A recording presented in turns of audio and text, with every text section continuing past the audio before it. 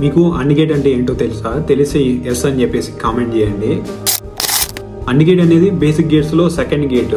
ఇది చాలా వేరియేషన్స్ లో ఉంటది. అంటే 2 ఇన్పుట్, 3 ఇన్పుట్, 4 ఇన్పుట్, అలా ఎన్ని ఇన్పుట్స్ తో అయినా మనకు AND గేట్ అనేది ఉండొచ్చు. బేసిక్ గా దీని ఫంక్షన్ ఏమంటే ప్రోడక్ట్ ఆఫ్ ఇన్పుట్స్ అనమాట.